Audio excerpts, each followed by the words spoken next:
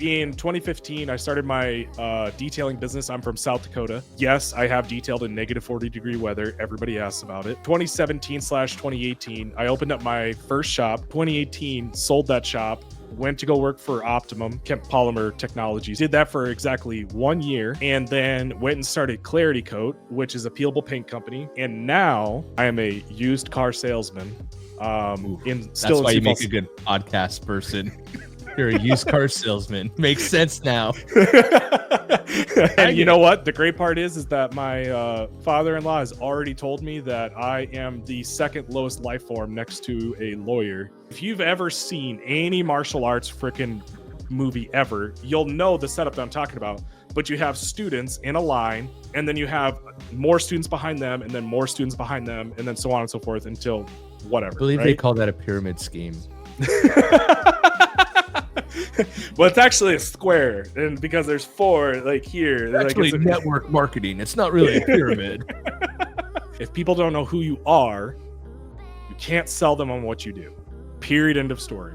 And if you don't fucking believe me, go out into the middle of nowhere, set up a sign that says "I do car detailing," and see how many leads you get out of that. So you need to put yourself out there in some way, form, or fashion to let people know who you are and what you do, so you can sell them on what you do, right? I don't want to talk about things and not record them because we've known each other for a long time. But I was perusing, getting some relaxed time, just thumbing through TikTok, right? Yep. And I see one of the most handsome guys ever talking about a very mediocre Ford Ranger. Kevin Davis. What? I was like, I know that face. I know the voice a little more because of all our phone conversations, but I'm like, I know that face, and it was you. And I immediately text you like, we need to do a podcast. Before we get back into the video, I want to invite you to check out the JIMBO's detailing line of products, what I think are the best products on the face of the earth. We have Toughest Shell, which is a ceramic spray coating, super easy to use, doesn't streak, can be used on every surface. We have Pure Magic Cleaner, which is an acid-based cleaner, which is phenomenal for wheel cleaning, water spot removal. We have the Super Soaper, which is a semi-touchless car wash soap. And we have the Complete Cabin Cleaner, which is the new interior cleaner. You can check out all these products at jimbosdetailing.com. And if you use code YouTube, you're going to save 20% on the entire line of products. Back to the video. So, yeah, I'm always down. Adam Huber, welcome. Have you ever been on the auto detailing podcast or no? I couldn't remember. And then I was like, I should look. And then I'm like, I don't care. Yeah. I think this has been, I don't know, probably like my third or fourth time on here, to be honest. Like, super memorable episodes, past episodes. Obviously.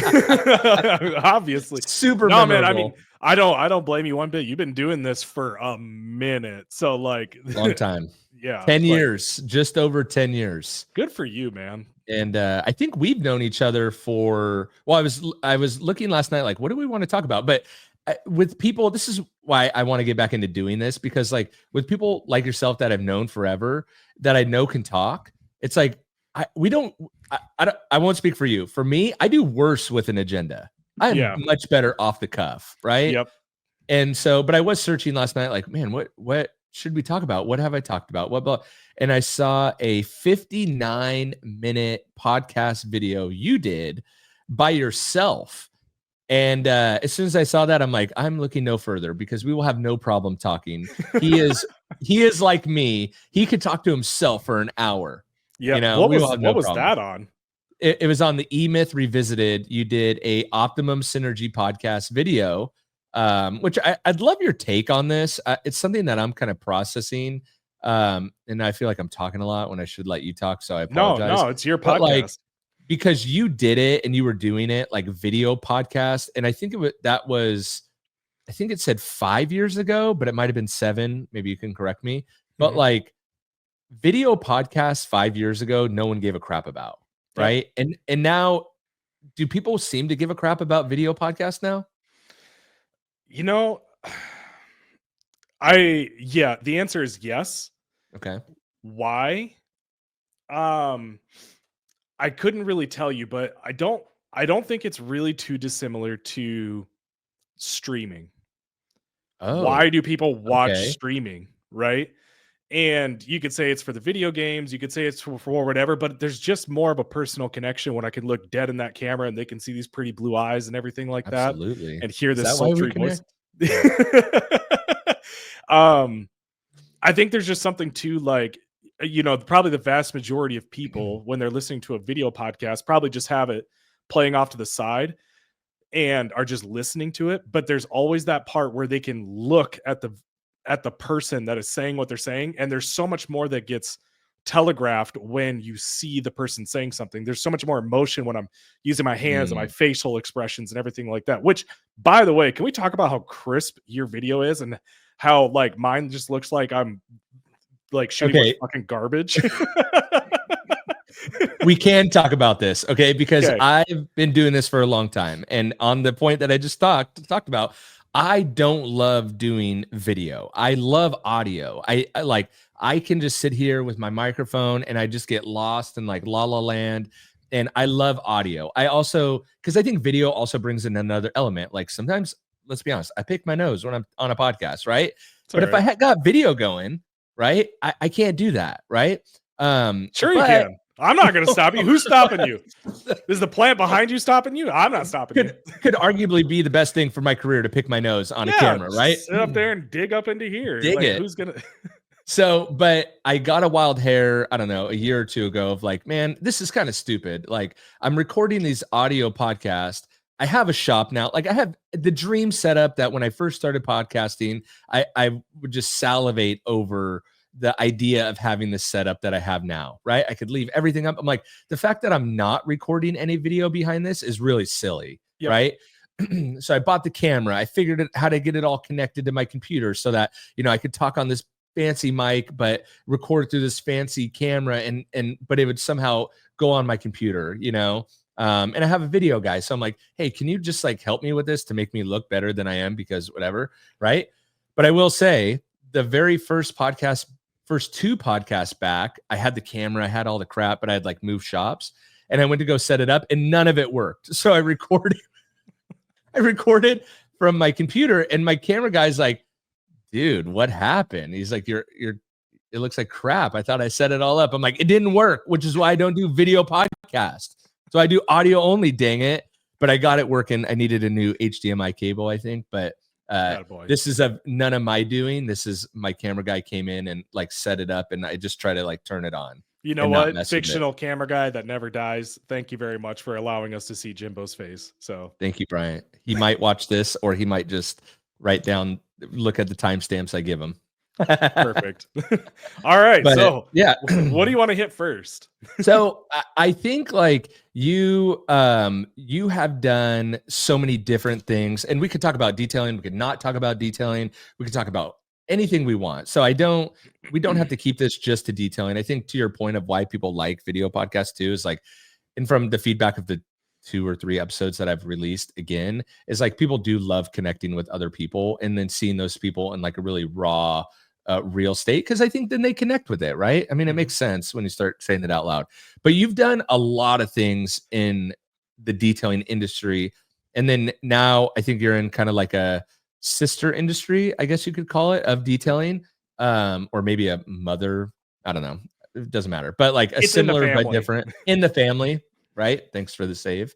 So tell us, like, for those people that haven't listened to the 2 or 3 other just gems of episodes where Adam Huber has spilt out his life guts, like maybe tell us your background, where you came from. I already mentioned like you were on the Optimum Synergy podcast or hosted it at some point. Yep. You worked with Optimum. We could talk about that if you want. If you can't talk about that, let's just leave it. I didn't sign an NDA. So. Okay. So, because like one question, and maybe we could start here, right? Like, but you've had detail shops, man, there's so much we could talk about, right? Yeah. How about we talk about why don't, if I can help you out, why don't I just give a quick timeline, and then wherever you want to drop a pin in, I'm happy to do that. You're so much better at this than I am. False. False. People are like, Jimbo, you're so good. I'm like, you just haven't given me enough time. I'm gonna disappoint you. Let him cook. So yeah, give us an overview, and then I do have some pointed questions that I want to ask. Perfect. Okay, so for those of you that don't know me, which is literally everybody, in 2015, I started my detailing business. I'm from South Dakota, and I started off doing mobile detailing up until 2017. And yes, I have detailed in negative 40-degree weather. Everybody asks about it. And then in 2017 slash 2018, I opened up my first shop, which was 3,000 square foot in Sioux Falls, South Dakota. And then had 4 full-time employees, 1 kind of part-time employee, and then in 2018 sold that shop, went to go work for Optimum kept Polymer Technology, sorry. You kept messing me up with the Optimum Synergy podcast. Rolls Op off the tongue a little easier, to be honest, than it does. Polymer. Yeah, Yeah. OPT. Um, went and worked for them as a Western regional manager, so I was responsible for everything west of the Mississippi, and, did that for exactly 1 year, and then went and started Clarity Coat, which is a peelable paint company. Shout out to Clarity Coat in the Woo! background there for Of those of you course. watching the video. I'm a big And fan of shameless plugs, so keep it coming. perfect. And then did that from 2019 to very recently, 2024. Let's just call it September 2024. Okay. September, October 2024. And now, as Jimbo was alluding to, I am a used car salesman. Oof. Still That's in why Sioux you make Falls. a good podcast person. You're a used car salesman. Makes sense now. You don't do anything all day except for I'm harass people. kidding. Welcome to the club. I And like you it. know what? The great part is that my father-in-law has already told me that I am the second lowest life form next to a lawyer. So got Well, that that's what going for me. in-laws are for, to just drag you through the mud after they kick you down. Yep, perfect. I was Yeah. like, cool, thanks, man, appreciate it. Well, All right, let's build you up not only in this podcast but also in the comments, huh? So, all right, that was perfect. Now perfect. people are starting to get a glimpse of why I wanted you on the show too. So detailing, mobile detailing in negative 40. What WTF? Like, walk us through that detail. So, um, just like everywhere else for 75% of America, you wouldn't understand this, but we It was experience a cold today. It was 41 degrees when I drove into my show. oh no, the water hasn't frozen yet. It's I just had to cold. wear a jacket. So for the 75% of America that experiences a little thing called weather and 4 Yeah. seasons, Tell me um, about it. we basically so the way it used to work in South Dakota is you were slammed from basically about halfway through August up until the first snowfall. So it was basically about as much money as you could make from then until the first snowfall in South Which Dakota. when's the first snowfall in South Dakota? Well, so here's kind of the other Typically. thing. Yeah, typically, like back when I was doing it, you probably were not going to make it past Thanksgiving. Oh, But okay. the last couple of years, we still Wow. haven't had a first snowfall. Wow. Okay. Yeah, so like it just kind of keeps getting pushed further and further. But It's then the your Keystone season, Pipeline. That's why. Just kidding. yeah. We don't have to go there. Go ahead. Don't um, go there. but the but then typically what happens is that your season starts later in the year because then you're dead through basically all through winter. And then I mean we were getting snow in like March, April, Oh, May. So like you would jeez. just kind of move the timeline a little bit. But anyways, if we just say Thanksgiving, that's pretty much your usual. Um so anyways, you have 2 choices in the wintertime. You either just don't make any money or you do whatever you need to do to go and make some fucking money, right? Can we Mhm. curse on this? Because this is gonna be really difficult if I can't. Go for it. I think I can put the explicit on this episode. It doesn't bother me at all. Okay. So I'd much rather have you be you than Okay. try to like say frick, like Yep. you be you and people will deal with it. We're all adults I here. suppose you have an editor. They can always beep. That's a lot. That's a lot of work. Yeah. Okay. So, anyways, you can Assume either that won't happen, but please be you. okay. So you can choose to make no money, or you can just figure it out, right?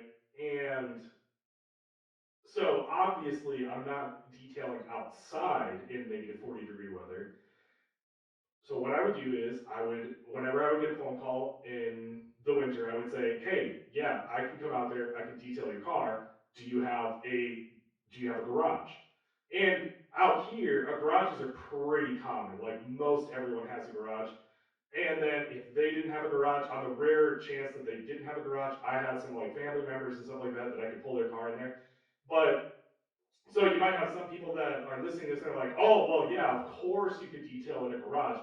I don't think you guys understand. Just because You it's a didn't say garage, heated garage. yeah, it's not heated, and most of them aren't insulated. It's literally just a stick shelter to get it out of the wind, and that's it.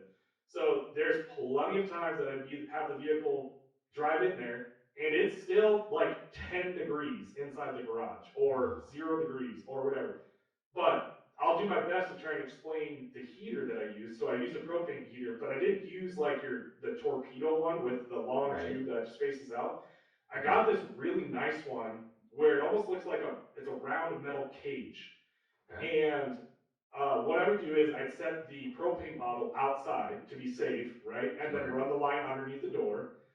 And then the trick that I learned was because it's a full metal barrel, just think of like a 5 gallon bucket, but a metal barrel, right? Mhm. It works off of two things. It works off convection, and then it also works off of conduction heat, because you heat up the Okay. aluminum barrel and then it transfers that heat over, right? So what I would Got it. do is I'd set it up on high, and I'd set it at the front corner of the car, and then I would wait for it to heat up that panel, and then as soon as it heated up that panel, I would then move it back to the next panel, and it would heat up that panel while I was washing the first panel, and then just kind of keep moving it around the car. By the time I got 3/4 of the way around the car heated itself up. And then I would just set it over in the corner, turn it on low, and then I would do the interior and everything like that. But none of this would be Wow. possible without O&R. Couldn't do that without O&R. Like it was impossible. Yeah, because you would literally make an ice rink inside the garage if you tried to, like, pressure wash Yep. inside a car, Yep. inside a garage. Yep. Wow. And did you have enough work to, like, sustain this? Or I mean, I think, like you said, you do whatever you gotta do, right? But, like, Yeah. were there enough clients to keep it going? I mean, so we're talking like early days. So this is around 2016, Mhm. 2017, right? Those are the two 2015, 2016 are the two winters that I like had to do this.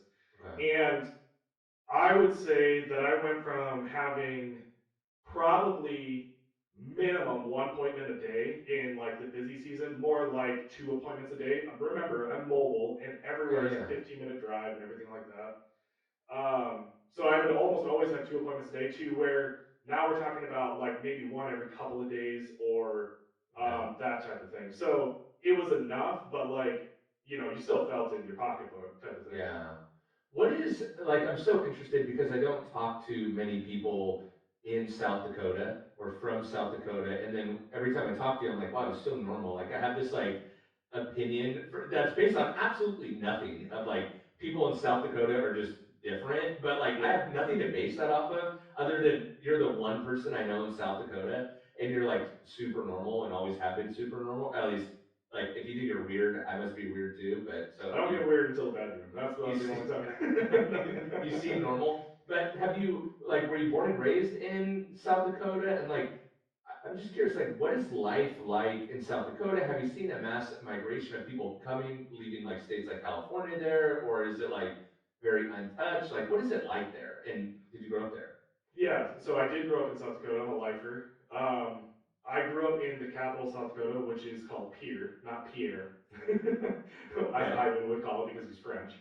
right, Um, but I grew up there until I was 16, and population in Pierre is probably around 15 to 18,000 people, something like that. okay.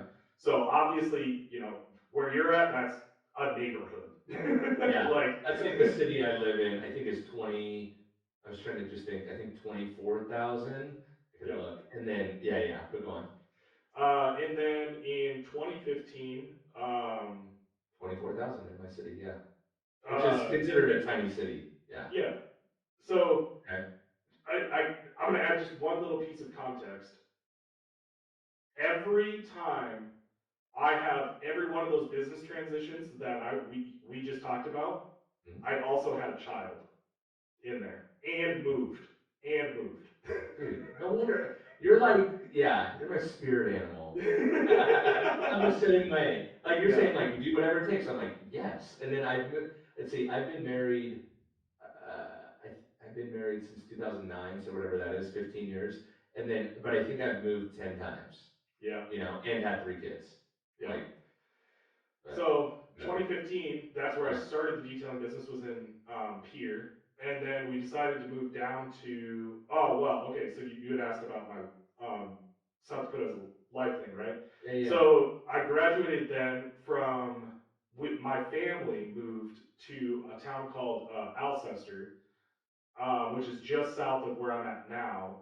And that was in 2005, 2006. So I moved when I was a sophomore in high school, and Alcester is a town of 850 people. In high school, it's just well, I guess that could go one of two ways, right? Like Yeah, that's either the worst thing that ever happened to you in your whole entire life, or it's like the best thing. I feel like there's never like, oh, it yeah. was fine. I It's either wasn't a like, fan. Let's put it that way. yeah, yeah, So okay. the Alcester, I mean, the people there are super nice. They're great and everything like that. However, high school is There's high just school. not a lot of them.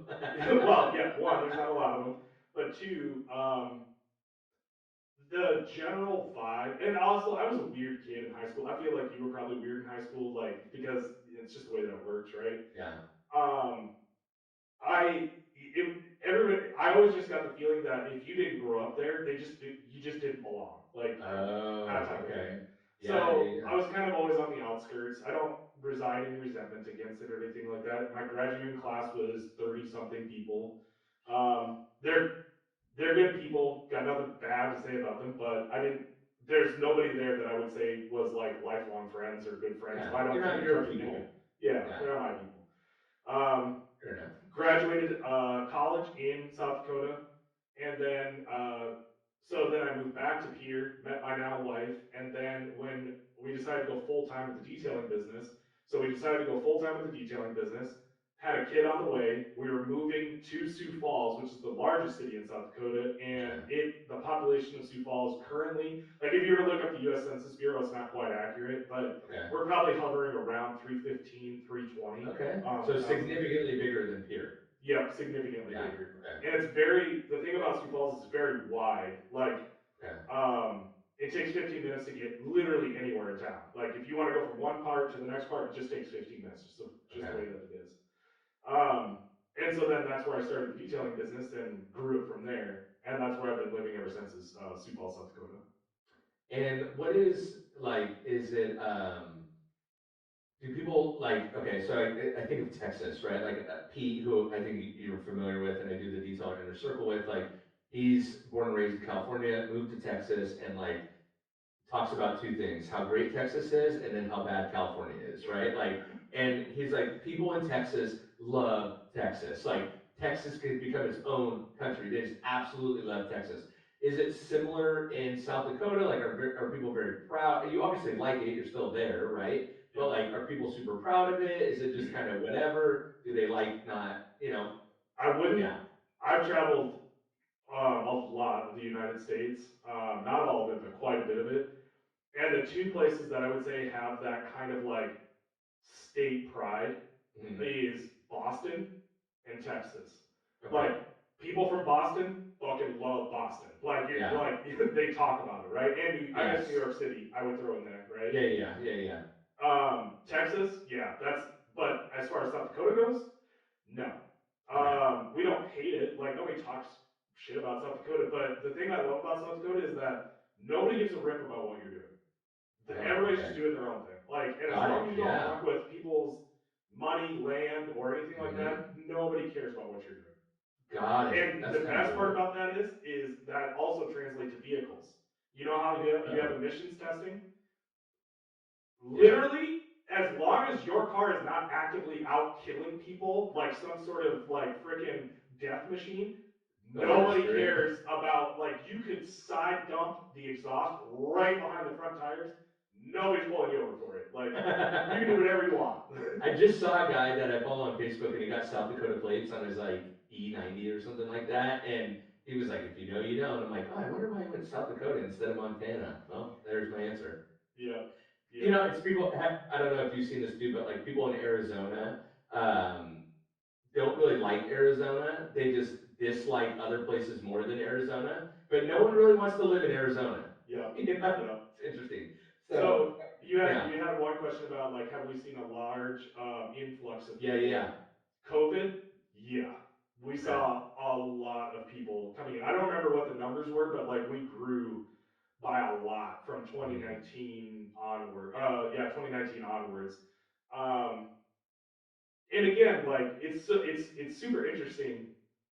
Um, I sat down with a couple in a coffee shop and we were just talking, right? That's one of the great things about South Were you trying Dakota to is sell like him a car? that's one of the great things about South Dakota is like you can what happened? I said, "Were you trying to sell him a car?" Oh no, no. But that's one of the great things about South Dakota is you can literally just sit down in front of someone and just start having a conversation with them, and they will not tell you to f off. Like Got it. people are Okay, that's super cool. warm, Yeah, opening, yeah. everything like that. Um, so I'm asking about who they are, what they do, and everything like that, and they were just kind of being like a little bit cagey, like Mhm, I mhm, don't know, just a little bit like on the back foot type of thing. mhm. And so I asked them, I was like, "Oh, are you guys from here? Or, like, from wherever?" And they just kind of like looked at each other. They're like, "Well, we're from out of state." I was like, "Oh, okay, cool. What state?" And then like I had to pry it out of them. They're from California, California. and I was like, "Why are you like What was the big deal about that?" And they're Because like, the new "Well," they're like, "Well, we've had some like not good conversations because we're from California." I was like, "Don't listen to those fucking dipshits. Like, welcome, glad you're here." I was like, "I'm sure there's a reason why you moved here." And they're like, "Yep." And I Mm. was like, "Just don't worry about those people." So we're fully fine with you coming here and doing whatever. But I think the general consensus is, for us anyways, there's a reason why you moved here. Don't try and change shit. Like, Yeah, yeah, yeah. Got it.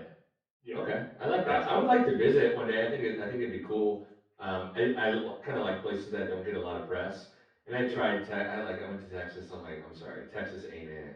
Like Arizona closest to me. Scottsdale's really nice. It ain't it. Like Yep. it ain't it. You know, Tennessee was cool, but it gets cold. I don't know. Anyway, enough about that. So then, when you step up to getting what you said, a 3,000 square foot shop. Yep. So going from like being mobile in the middle of winter, which your winter is like 7 months, it seems like Yeah. 7 months out of the year, um, to going into a 3,000 square foot shop. That's a massive jump. So what made you want to go 3,000 square foot instead of like a modest 1,100 square foot place, or maybe just like a 500 square foot garage? Why 3,000, and how did that work out? Well, you didn't want to keep this to an hour, right? I just want to make sure. No, we can go at least another hour, and we can go at least another hour. Okay, I just And want if to we make need sure. to do a part 2. No, no, no. I want this to be yeah, I as long as we want. I wish I could go for longer, but I got to pick my kids up from school. But we have at least another hour, Damn kids. and kids. All right. So the reason why is because I actually kind of moved into another shop before the 3,000 square foot Okay. shop, and what ended up happening at this point in time, I was actually going through kind of like a business boot camp thing, and I'll really quickly just shout out two people, Clint Brown and Lauren Forsch. Those two people have Shout kind of out. been like business mentors of mine for, I don't know, a decade.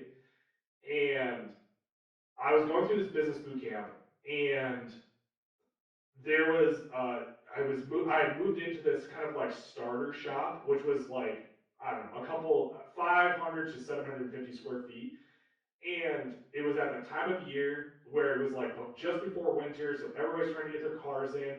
I am like temp hiring people left and right. I'm like, "Hey, do you have a pulse? Do you know how to wash a car? Get in here." And like I'm just figuring it out on the fly, like how to do payroll, like how to manage employees, how to build processes. I'm doing all of this just in real time, figuring it out and whatever. Well, even with the efficiency of a shop, we were still slammed busy. Like there was not a spare minute in the day, like that type of thing, right? And it just And happened like that? Like, you just started this small shop and it was just, like, no, slammed? I mean, all right, so this is where I will toot my own horn a little bit. I grew my business because of social media. Mhm, I I just learned very early on that like by not overthinking something, just putting the content out there, being real mhm, with people and everything like that, like people just wanted to do business with me. I don't know how else to mhm. explain it other than Yeah, they just no, liked that my makes a lot of vibe sense. and they just wanted to do business with me. Mhm. And so, but it just was getting to this point where I was booked out 3 weeks, 4 weeks, like, and like, we're talking like 3 jobs a day in a 750 square foot shop. And like, we're fucking detailing cars outside, trying to get them prepped and ready to come inside, that type of thing. Yeah. And I remember this pivotal moment where I think I was booked out 3.5 weeks, something like that. And I'm doing this business boot camp. I'm sitting down with Lauren, and she's asking me about my numbers and everything like that. And I took a phone call in front of her and said, and this guy was like, well, I don't want to wait that long to get my car done. And I was like, okay, well, just go to this other detailing shop. They do good work. They'll take care of you, that type of thing. I hang up the phone and she goes, why did you just do that? I go, what, like refer business? She goes, if you ever do that again, I'm going to kick your ass. Do not drop another business. She's like, I don't care if you have to hire 5 more people, find another shop, like whatever. We don't let go of work ever again. Not once. So then that started the hunt for a bigger shop because I was like, okay, we're just like this thing is slammed full. So then I had a buddy who was a realtor that was building brand new shops, and the ones they had already kind of built out were 1,500 square feet. So I was only in this 750 square foot shop for like 2 months, maybe 3 months. And the the guy that I was like subleasing it through was like, dude, you need to get another place. Like there's fucking cars just everywhere. Like he's like, I can't get what I need done. He's like, you're gonna Mm. be fine on your own shop. Like just go. And And I was what like, month of the year was this? Was this, like, prime time, busy yep, season time? yep. Got it, So okay, this is okay. like September, October. Okay. So then I find this 1,200 or 1,500 square foot shop that's built out, and that gets slammed full. Like we're just talking about like I Now you're cannot. getting into the slow time, right? Like Yeah, winter, and if you're slammed during winter, you're like, "Oh my gosh." right. Okay. So he was building in the same lot. He was building bigger units, and he's seeing how much activity is going on. And he's like, "I will build this shop to spec, whatever you want. Like, Wow. just tell me." He's like, "You will be a part of this." So I'm detailing cars and like organizing this chaos, and then like once a day I'm going over across the street to like be like, "Nope, this is what I want. This is how I want the lights, like all of this, right?" Whoa. And he's like, "Okay, it's gonna cost this much." And I'm like, "Don't care, just do it. Like, send it." Daddy's money, baby. Yep. So basically, built out this shop that was just primo for detailing. Mhm. I've been in a lot of different shops, and both local, internationally, nationally, whatever you want to call it. And other than a few little tweaks here and there, this shop was like it was set up and ready to go Mhm. for detailing. Like it was Wow. great for that. The only thing I probably would do different was adding a garage door at the Oh. other end of it, so you could have a constant flow of cars out. But Mhm. other than that, like, anyways, so the reason why I went to 3,000 square foot was because again, some of this. So my wife is a CPA, meaning for you guys who are idiots, that she does a lot of numbers all day, every day. She's an accountant, and when I'm telling her that I want to go into a bigger shop, she's like, "Well, how are you going to afford it? Like, how are we going to do this and everything like that, right?" And I And he told her, literally, "Shut up. The numbers don't matter. Come on. I need this for my ego." no, that was the first time I had to sit down and actually pencil out what is each square foot in this shop worth per hour. Wow. How many cars can I fit? What can I do in each space per hour, per day, per whatever? So I had to show her, I was like, even if we're at 25% capacity, I can pay the rent, I can pay myself, I can pay the employees, wages, that type of thing. So I showed her, I was like, all I have to do is get 1 car per day in this spot with this package, and then we're good to go. And then it was at that point she was like, oh, okay, go ahead. and then we did it. So, but now this will make you jealous. I had a 3,000 square foot shop, fully heated and all of that, for $1,500 a month. That does make me jealous. It doesn't, or it It does. does. No, it Oh, does. okay. Yeah, at 50 cents a square foot. Yep. Yeah, Yep. that's Um, incredible. No, less than and that, right? 50 cents. Yeah, yeah. no, that's right, 50 cents Yeah, a yeah. square foot. Oof, And doing math live is risky territory for me. hold on, let me call my wife really quick. She'll do a spreadsheet. Um, and so, but we did have a couple of slow months in there, which we already accounted for. We already had a game plan for it and everything like that. And what But was your man, game plan around that? Like, so because I think you we mentioned you just had kind of banked four, some money. okay, four full-time employees though during that 3,000 square foot shop. No, not until spring, Not because until I spring. had Okay. one full time with me up until, so everybody that I hired at the 750 square foot was all temp. Everybody Okay. knew, like, I was like, literally, when the first snow flies, you're all fired, like, and they're Got all it. like, cool, we're good with that. Right. Um, Do so you think temp workers, sorry to cut you off, but no, do it's you fine. think, because I don't think anyone ever talks about this, but maybe they do and I just don't listen. So, do you think temp workers are actually a good way to try to find workers for your detailing business? Like, is like going to a temp agency, is that a viable way to get, because you see these posts on Facebook of like, anyone out there want to make an extra 150 bucks today? Like, come on by the shop. Like, if you got a pulse, you can work, right? And I'm like, huh. Like that doesn't seem very efficient, but there are like, and I think because sometimes we're not that smart or we don't really have the knowledge, like there are these temp agencies that have workers, right? That can place them, right?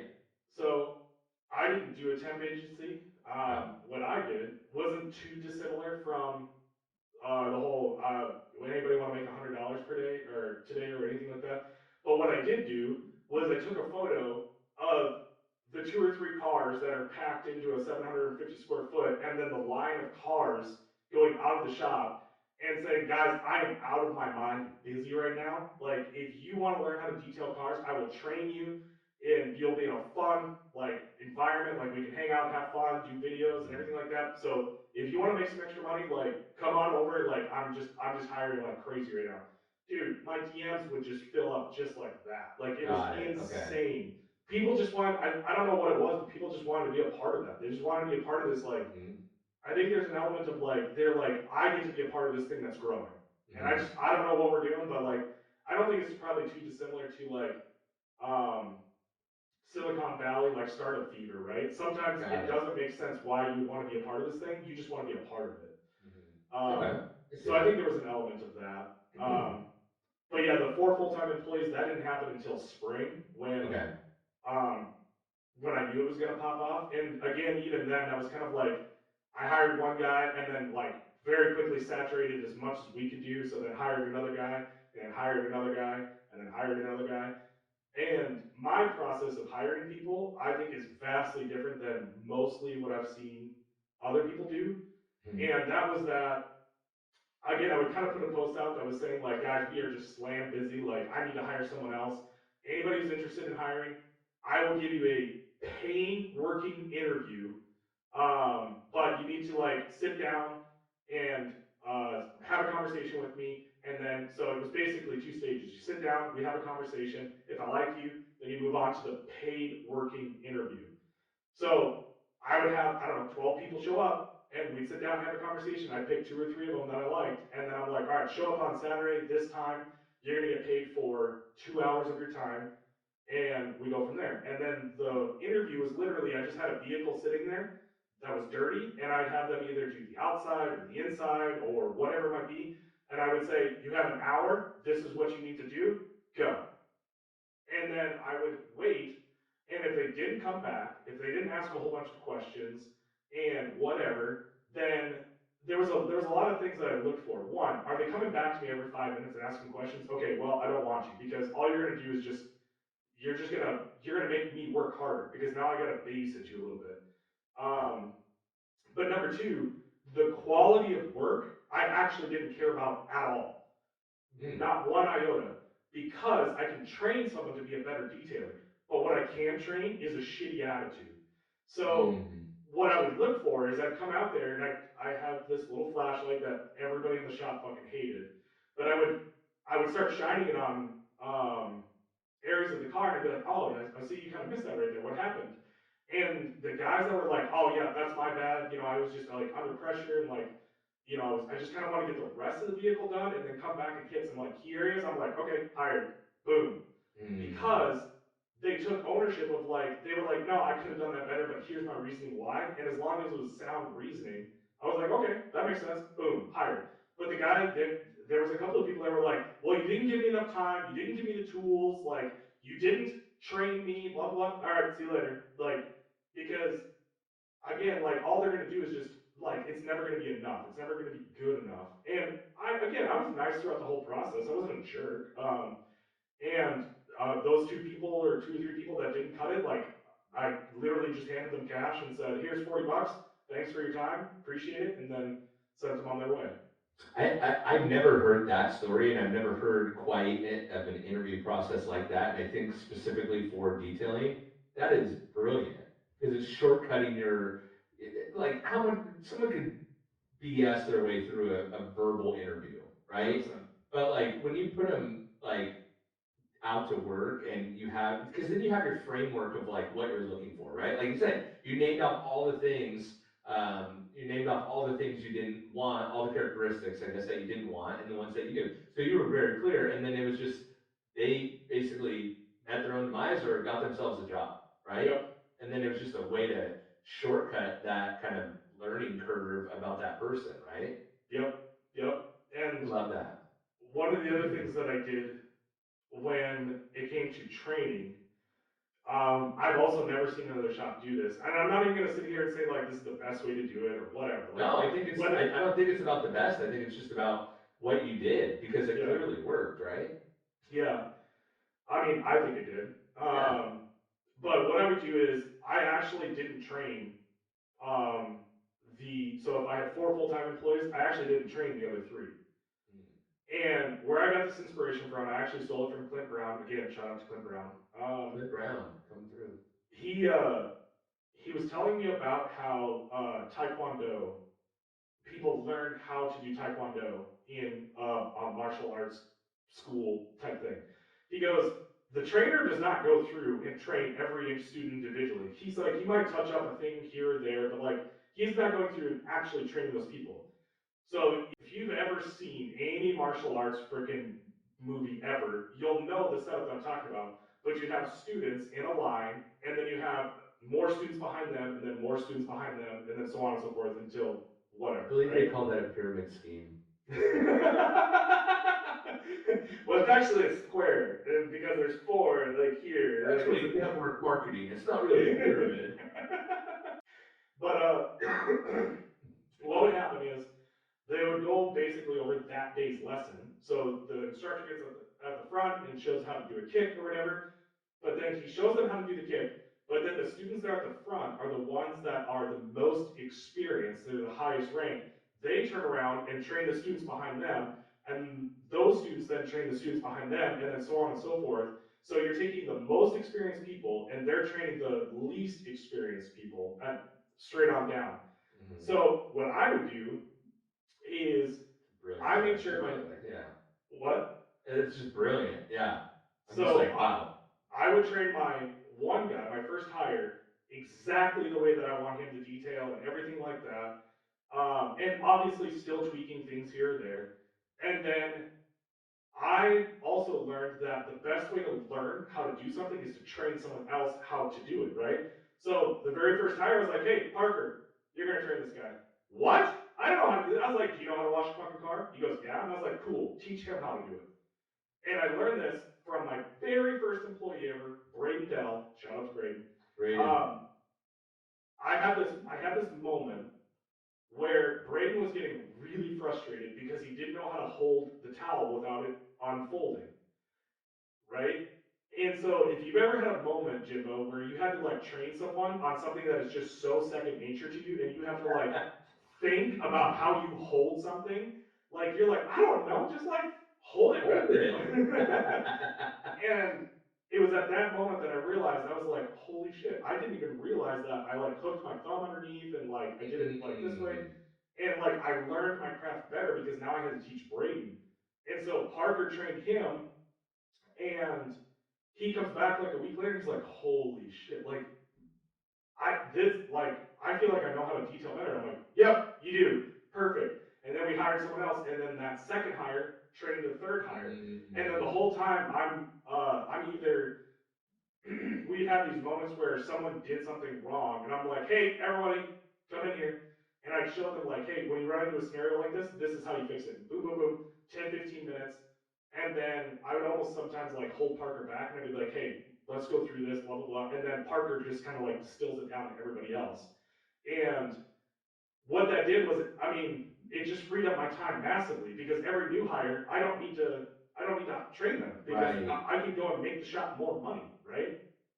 And, Um, and and to that point, real quick, yeah, this is such gold. But you mentioned earlier, like you were using social media to get more customers, right, for your detailing business. And so, like, the question is, what type of social media were you doing that was working? Because that's such another prevalent question yeah, that gets asked. Like, you see it in these Facebook groups, like, I need more clients, I need more clients, I need more clients, right? So, like, you have this brilliant strategy with hiring a guy and then having him train the next, which I'm a huge like. I totally agree with. I think you learn more when you try to teach something than just trying to learn it, right? So yeah. like, I think that's a brilliant strategy. We can keep going on that, but since you're freeing up your time, what kind of social media are you putting out there that is working to get more clients coming in the door, which is then in turn allowing you to bring on more people, more Yeah. employees?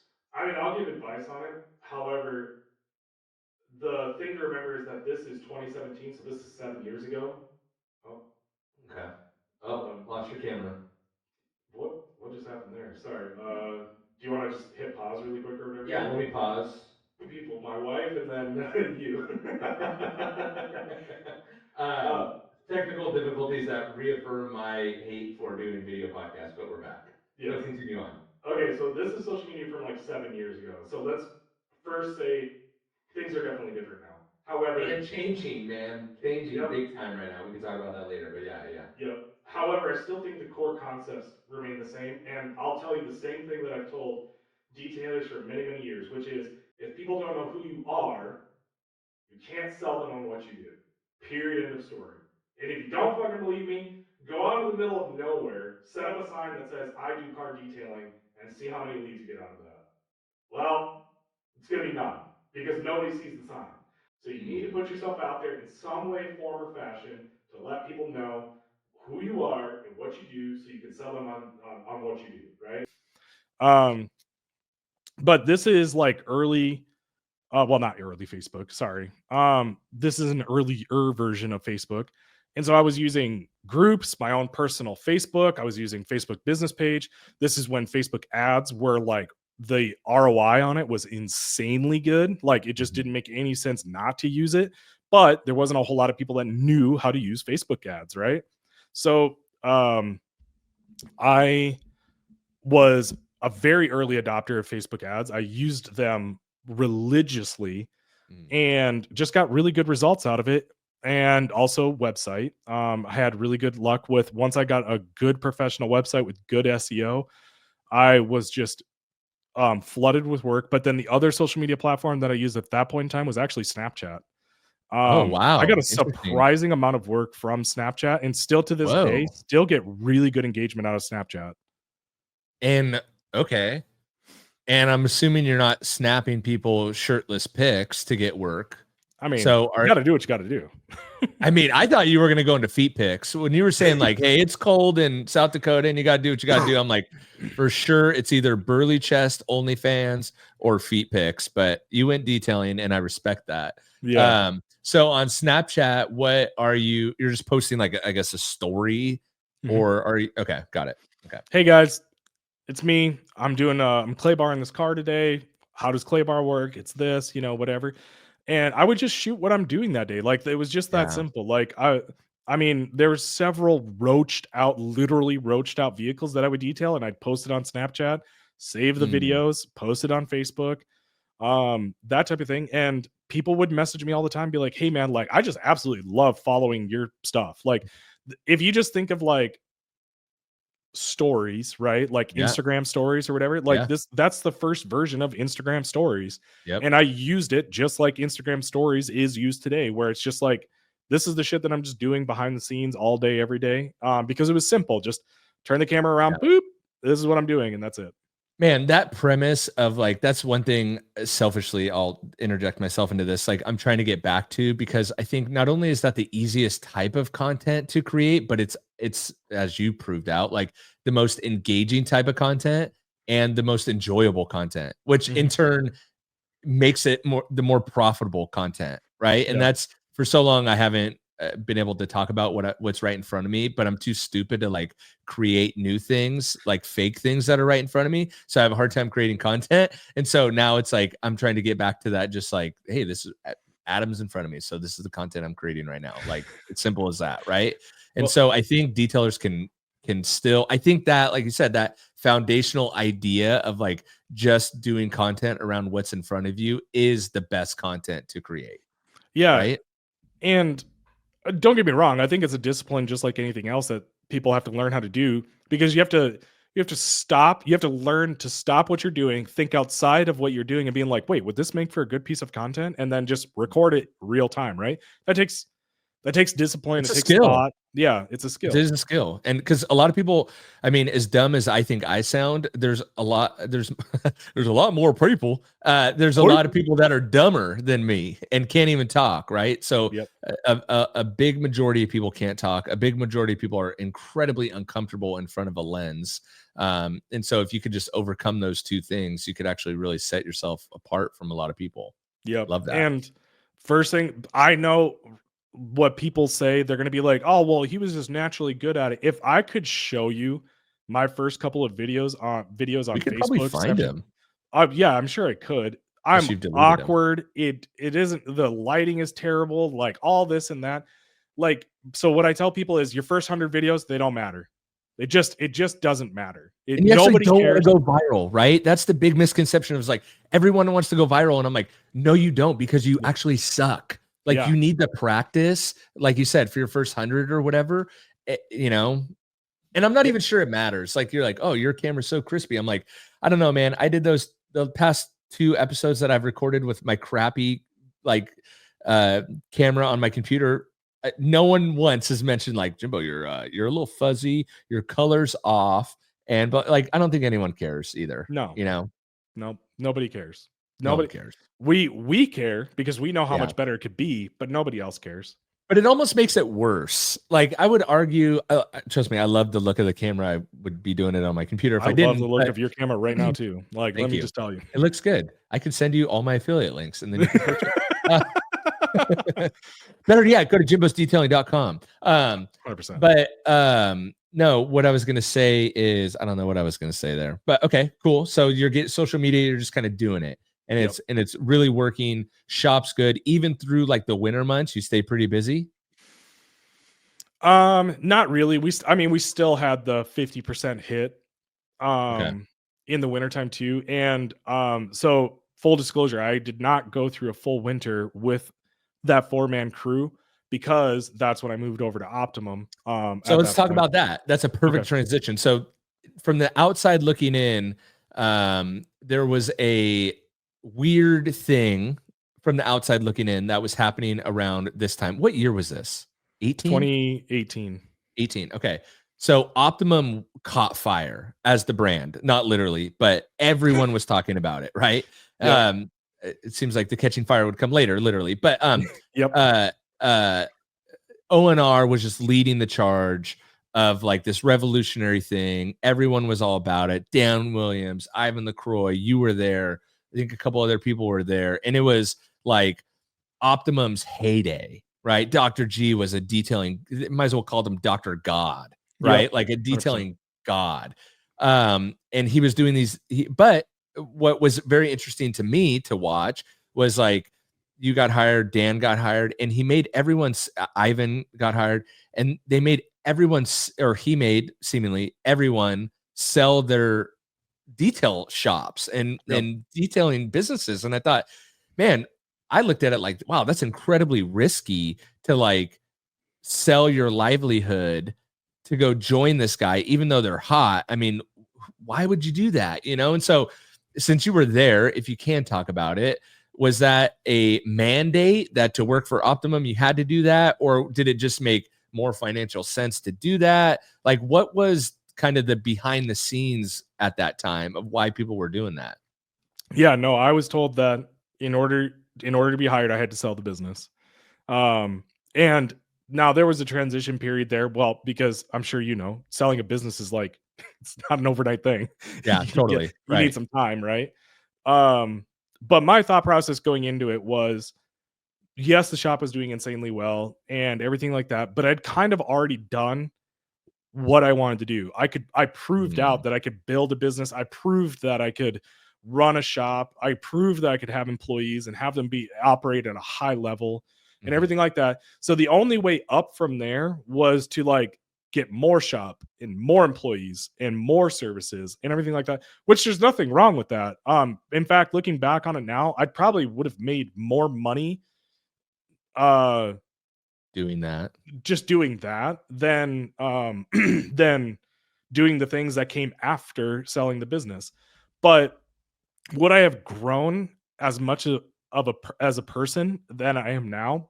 Definitely not. Like, And did you want multiple shops? Did you want a ton of employees, or even at that like one shop? I mean, that's no small feat. Like a 3,000 square foot shop and 4 full-time employees is like that. I think that's a huge success in and of well, itself. Did you want 8 employees? Did you want 2 shops? Did you want that? that's a great question. It's almost like you've been doing this for a decade. I'm But just, I don't know. I think I ask stupid questions, but I'm just like, I'm my curious. my end game, my goal was to have basically a one-stop shop for like everything that for all car care needs.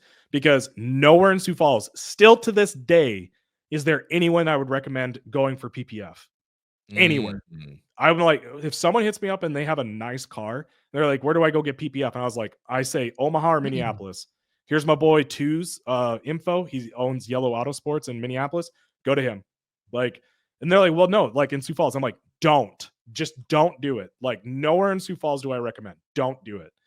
Hmm. And window tint, that's a different story. My boy Sam, Legendary Detail Garage in Harrisburg, does great tint work. So that's different. But so to answer your point, like, did I want a bigger shop? Did I want more employees? My game plan at that point in time was I never wanted to be booked out more than 2 weeks. And Mhm. I let all of my employees know, I was like, this is our line in the sand. We Mhm. will not be booked out more than 2 weeks. I said, I don't care if I have to hire another person. I don't care if I need a bigger shop, whatever it might be. This is our line in the sand. And everybody was game for it. Like, and so we were good to go. But yeah, like I would have just I don't know about multiple locations, but A bigger um shop or I would maybe have done what it took to have like a PPF section, a window tint section, okay. everything like that, because I wanted what I wanted, because that's what I was getting feedback from customers was like, man, if you did window tint, like, oh, just be so nice to be just to like drop the vehicle off and then like leave. And I'm That sure might you buffer you through the winter too, right? Like different exactly. services. Okay. Yep. And Mhm. you know, I'm sure there's people that are like, "Oh, well, South Dakota, you know, we're talking about F-150s and GMCs." No, I had Lambos, Porsches, like whatever in my shop. Hmm. Were they as frequent as what you're going to get in California? No, but they exist. They're here, and they want an experience. There's a part of Northern California, maybe some people are really familiar with it, called Fresno. And it's kind of a dump, right? It seems like a dump of an area. It's like the armpit of California. Like you drive through and you're like, this place sucks, especially compared to like Southern California, right? I guess it would be more considered more so like Central California, but it's the farming capital of arguably the country, right? Yep. And you would never expect it because it feels like an armpit of California, but there's so much money there. Porsches, Lambo. So I could see, especially when you talk about like the car registration loophole and stuff like that. I do not doubt that there's some big time cars there, Yeah. you know, where And you're at. something else just to like point out is that Sioux Falls, South Dakota, I think has one of the, if not the largest trust fund in the Oh. entire nation. There you go. Trust fund management companies. So like there's plenty of money here. And Yeah. also we have two of the largest healthcare providers, definitely in the Midwest, possibly in the nation here, located here in South Dakota. So Do they consider South Dakota the Midwest? yep, 100%. Okay, got it. Yep. It always Midwest covers a confuses. lot of different states. Yeah, I'm like always like when someone's in Chicago and they're like the Midwest, I'm like that. I get it. I know everyone has agreed to that, but I feel like you guys are way more East Coast than West. But okay, you want to be a part of. But South Dakota, I understand that makes sense. Like Midwest, but yeah, because we're in the middle. You're in the middle. Why there's- Chicago, I'm like you're not in the middle of anything. Like you're like north. The only thing you're in the middle of in Chicago is a gunfight. That's it. That's the only thing. South side at least, right? Or maybe anywhere. Yeah.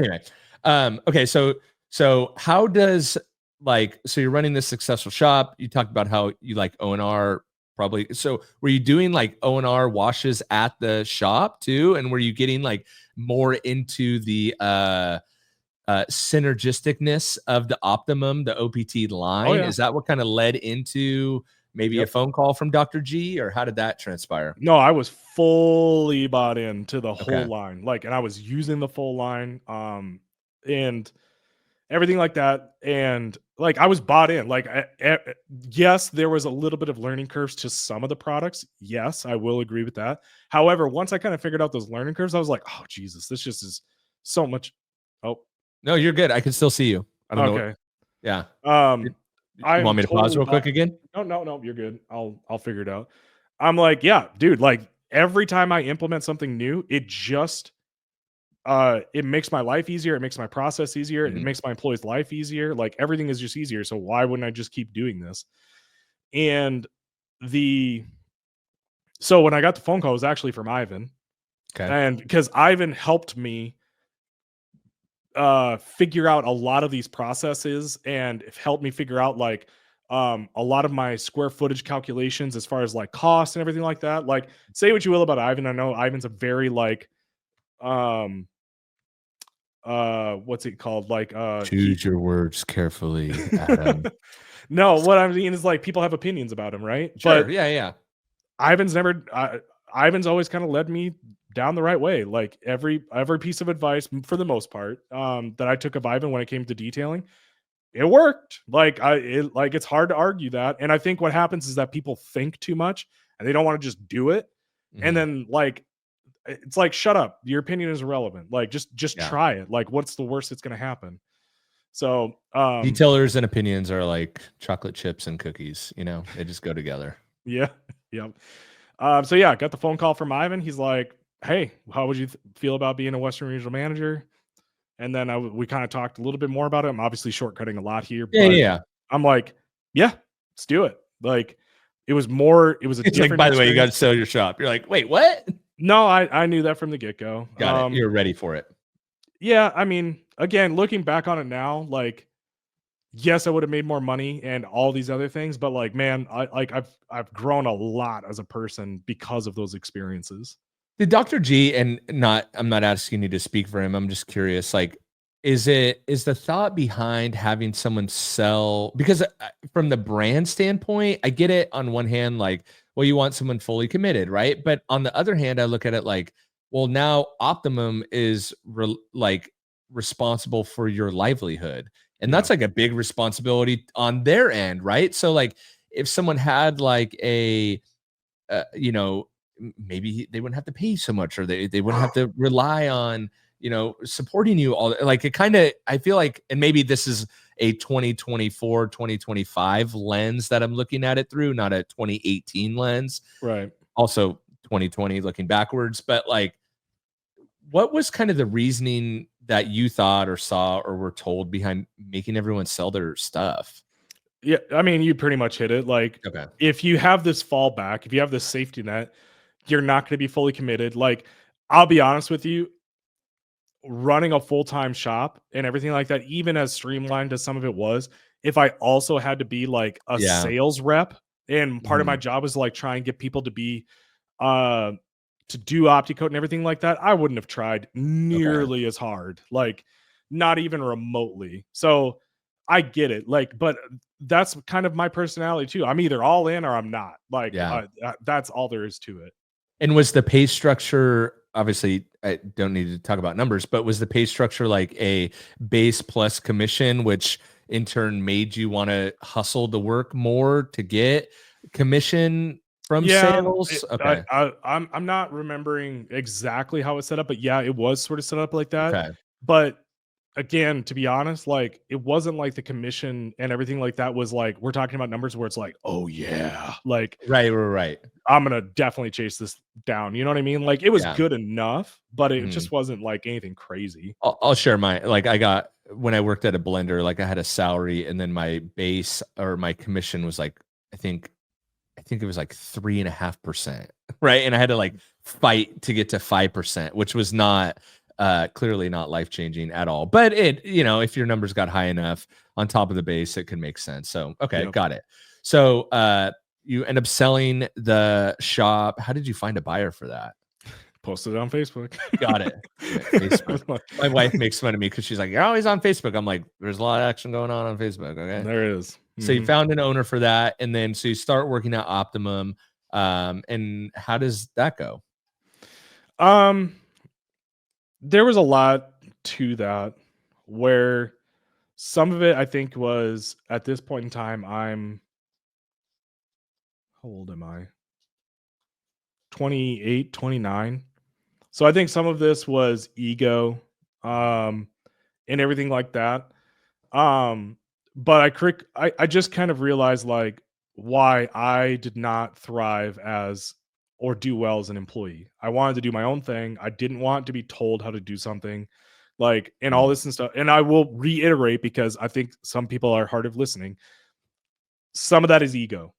Like that was a me thing. Some of it was just disorganization. Like but to be fair, trying to wrangle all those different entrepreneurial personalities Mm, and do it all across the country is a hard thing. Like you're trying to do it all remote and it's just a hard thing. Um so yeah, it was probably the harder part for me wasn't necessarily the work part of it. It was just more of like, oh, God, just like this is what I want to go do. Just let me go do it, like that type of thing. And um, yeah, I'm not trying to cover anything up. It's just more of like no, I'm trying to be I fair both ways, I guess. 100%. And I think that's why, I mean, to my point of like making people sell their business is interesting. And then try, like, to use your word, wrangle, like I also am the world's worst employee, right? Like I mentioned this in another podcast I did. Like I think I've either been let go or fired from every single job I've ever had, Yep. right? Including up into my consulting gigs that lasted recently. Like I am a terrible employee. I just Yep. really am. Yep. And I think it's because I'm so entrepreneurial, right? And so I couldn't imagine trying to, Dr. G's credit, like I couldn't imagine having like 5 of me, right? Yep. Trying to figure it out, right? But I think we also see, like, it's very obvious. People can search it up. Mainly, a lot of people don't even talk about Optimum anymore, but they basically went from having a phenomenal booth at SEMA to non-existent in the Yep. industry, right? Yep. And so I think the proof is in the pudding of like that's what happened there, right? Yep. And would that be a quick way to button that up without, I'm not trying to corner you. I'm not trying to create drama. I'm just like, I think Dr. No, G got I sick in mean, there and, there's, call it what it is. It's just the it, what you said is correct. There's a reason why it's not talked about anymore.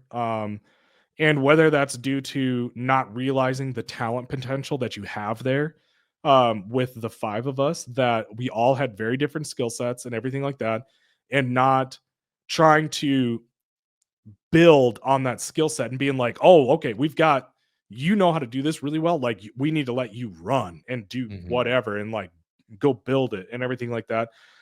To be honest, I'm not sure what could have been done better or how it could have been changed to be better. You know what I mean? Mhm. Because it's a having worked remote basically 2 times in a row now, there is a lot to be said for things happen so much faster when you're together and in a singular location, and it is Mm, brutally difficult to try and do things and coordinate things and get things done when you're all separated by a couple of different time zones, not to mention right. with my recent business partner Justin, he's all the way in freaking Europe and I'm over here in the Midwest. Like, it was brutal to get anything done. It was just so hard to do it. And unless you're in that situation and you've experienced it yourself, your opinions about that are irrelevant Yeah. because you just don't understand how much more difficult it is to film a video and do all those things when you're not together. 100%. But that leads you to your next venture, which is Clarity Co, right? Yep. So talk us, how does that come about? And is to shortcut it, just because I'm curious, are you still working, or do you still own Clarity Co, or are I will get to it, but like, Yeah, yeah. have you moved on? I'm still an owner of it. Yeah. It's just Okay. that needed to move on from it Okay. and Got it. it wasn't doing what we needed it to do. And also I like, as much as I love the paint world and peelable paint as a technology and everything like that, it's just not it's not the same jam for me. Like, I still Okay. believe in it. I still think it's great and all those types of things, but it was just time for me to move on to something else. Okay. Well, and I think you are. I did another podcast and it talked about. I think it was with Kevin Davis, your boyfriend, and we talked about like the difference between a business owner and an entrepreneur, and like this is a prime example of what I would call an entrepreneur, not just a business owner, and that you're looking for the next opportunity, you're looking for the next thing, right? And I think Yep. that's that is a really valid real life example of like what an entrepreneur looks like. And so, but anyway, so your time at Optimum is coming to an end, and this peelable paint opportunity presents itself. So, Yep. how does that present itself? What does that look like? And that's what you've been working on for the past since, would that be like 2019. 2019? Yep. Okay, 2019. So we could run through that real quick, and then I really want to talk about kind of like what you're working on now. Yeah. So basically, what happened was Justin and I both worked for Optimum. Justin came on to start Optimum's peelable paint program because Justin Paulington Woods, my current business partner, I guess, because we're still business partners. Um, he has been in the peelable paint industry since its inception. Like day one, most everybody associates peelable paint with Plasti Dip. Mhm. But what they don't understand is that there's different levels to this shit, just like there is in waxes, sealants, ceramic coatings, right?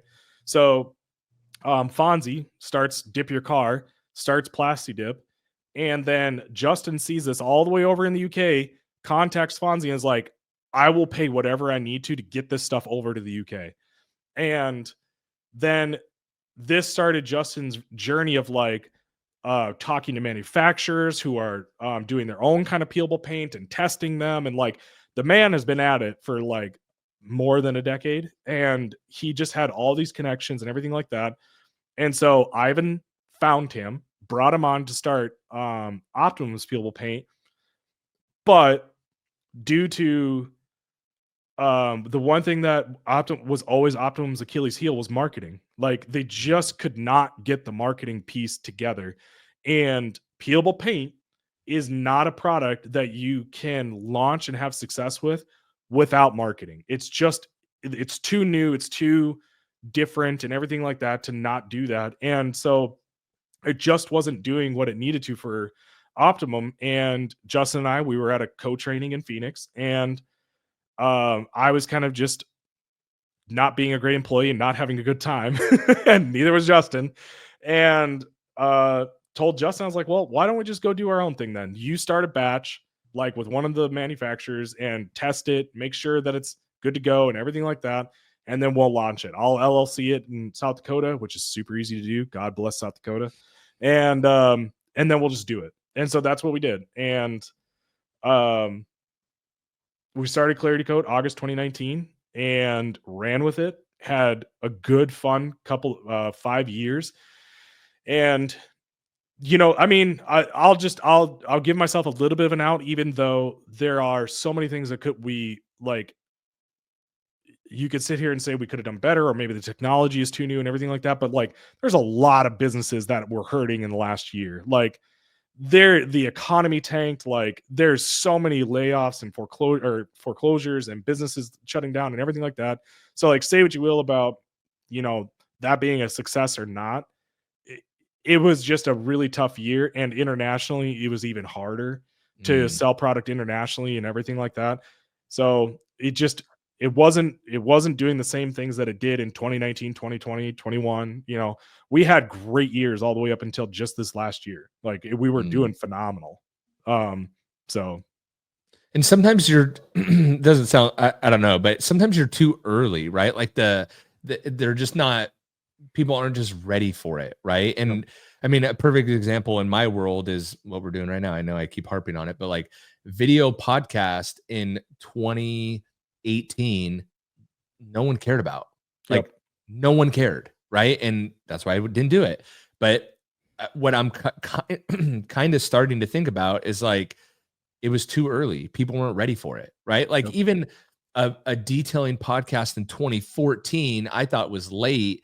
Come to find out, I was just very, very early. Like, look yeah, how many detailing podcasts have started over the past year, yeah. right? And I couldn't so tell you because I don't listen to them. You're the only a one I lot. listen to. I don't listen to any of them because a lot of them are bad, to be Yeah. honest. But and thankfully I was very bad, but I've had almost 900 episodes to get a little bit better at it, right? And Dang, good so for you. yeah, it's fun. I also enjoy it, right? So there's that because it doesn't make any money.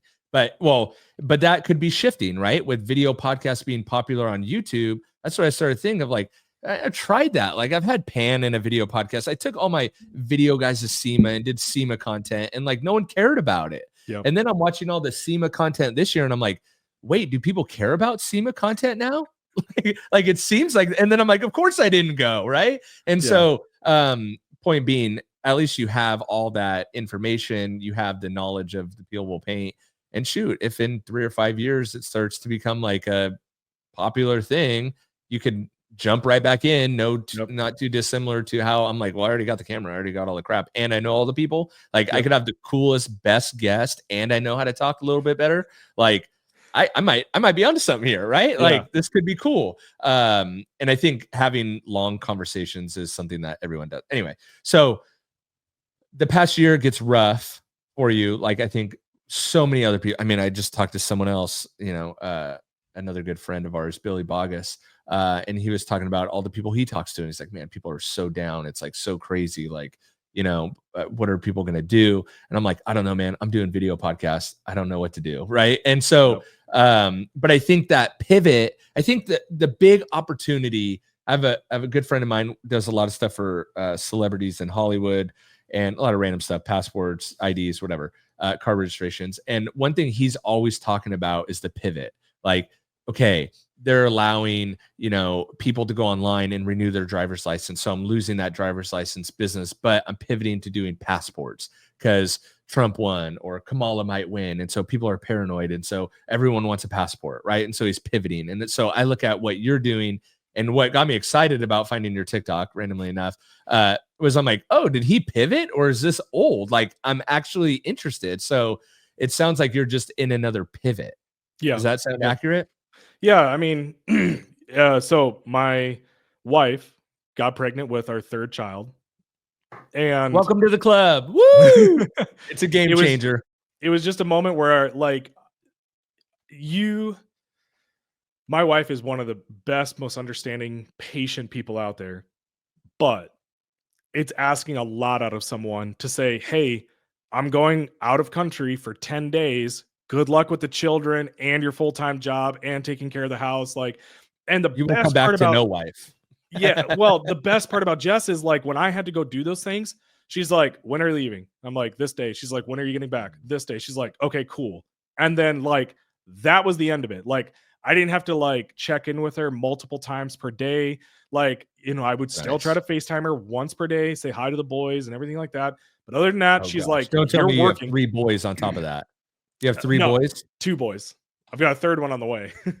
So you are 3. gonna have 3 boys. No, I'm sorry. The third one is a girl. Okay. I got So one boy, and I'm like, if I had the boy first, I don't think I'd have any more kids. He's getting better now, but I'm like, The past 10 years have been brutal raising you, Yeah. bro. Okay. Yep. Anyway. But she's just like, you're at work, like do what you need to do. Like it's already hard and stressful enough doing Mhm. doing all of that, and I don't need to add to it. So she was amazing in that. But it was just, again, she's a CPA. She likes stability. She likes, like she just likes things to be stable.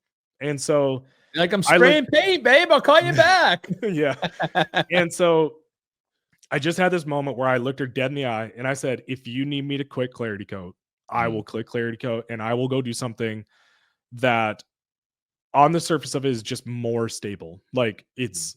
there's just not these highs and lows of dealing with these massive international deals. And if it goes through, if it doesn't, and accepting international Ah, currency, like going and taking international trips, like there's just so much. Like you guys talk about peaks and valleys and like doing detailing entrepreneurship. mhm.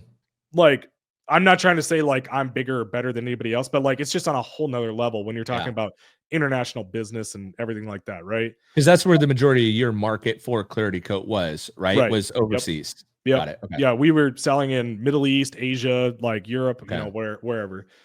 And so it was just, I'm currently in a season of life where like my wife just needs some stability. I need to be there for her. Mhm.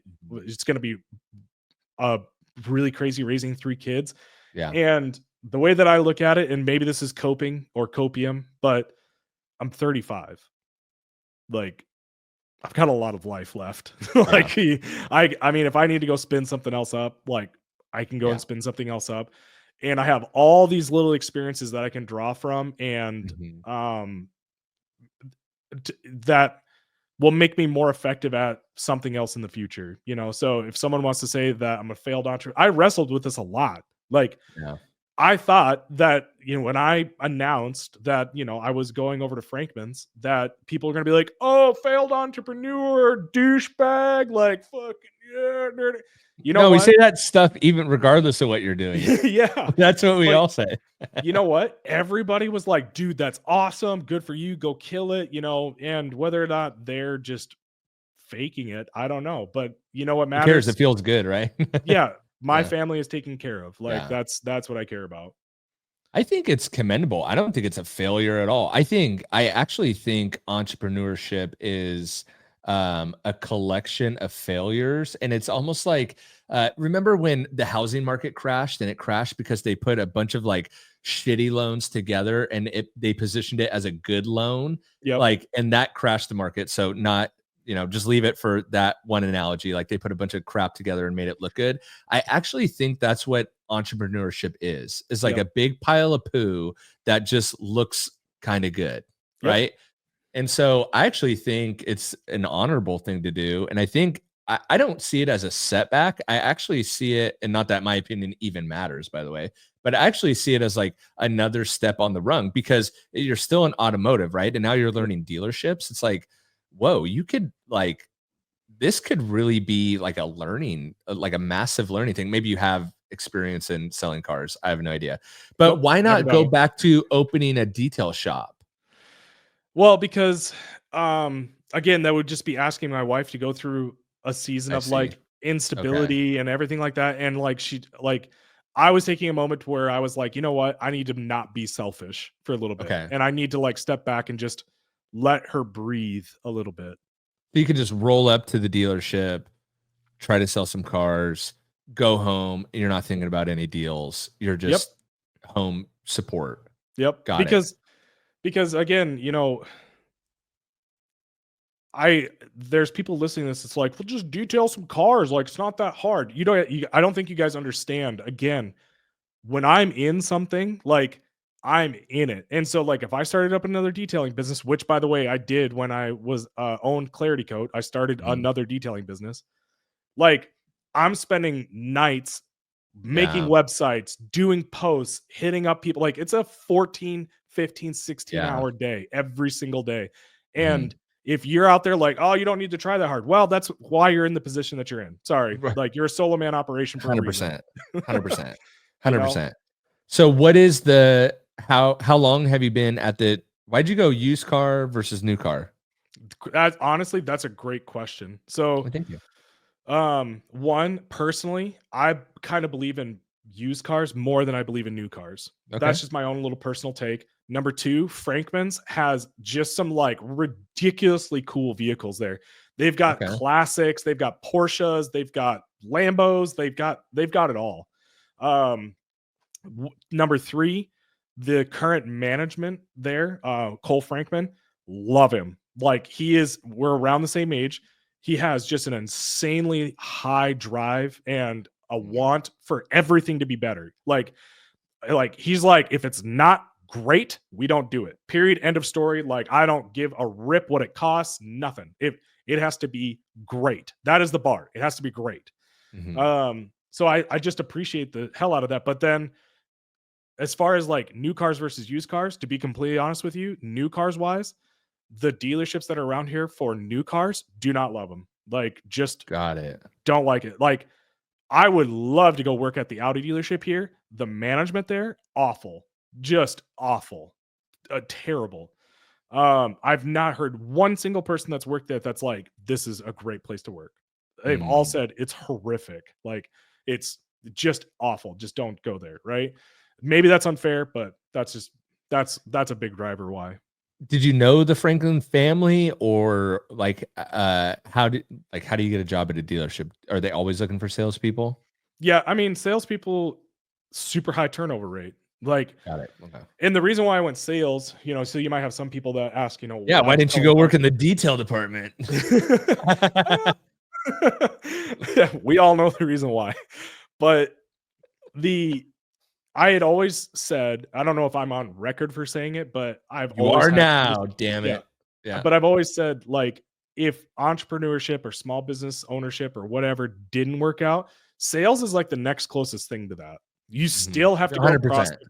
You still have to go prospect people. You're still building your book of business. You still have to like close people and sell people on what you're doing and everything like that. Like, it's like a business inside of a business. Yeah. And it's another trait to learn for me. Like, selling cars is different than selling services. Like, I'm not selling me, I'm selling me and the car. Like, I have to do both. So, but as far as getting a job, like, I think I literally DM'd Cole and I was like, hey man, I'm interested in taking one of the sales positions. He's like, cool. Here, talk to this person. Went in, interviewed, and got the job after that. I mean, I had to work for it. Like, I tried to put my best foot forward and do everything that they asked and everything like that. One of the things that they were worried about is that I was going to have an ego. And I said, I think you guys are going to be really surprised that if you want me to do the lowest rung shit, I'm doing it. Like, you don't even have to ask. Like, I'm just going to do it. So how's it been going? How long have you been there? And then how's it going? Yeah. I started October 15th. Oh, okay. First 2 weeks. So I had 10 days to sell cars. I sold 5. And then just by people walking in, or did you start posting on Facebook again? I think I had one personal reference, Dan Merchant. Shout out to Dan Merchant. Thanks, Dan. And then November is a slow month just for the dealership in general. So everybody's sales were down, but I had 6 that month. And then this month I already got 4 done, and then working on a couple more right now. But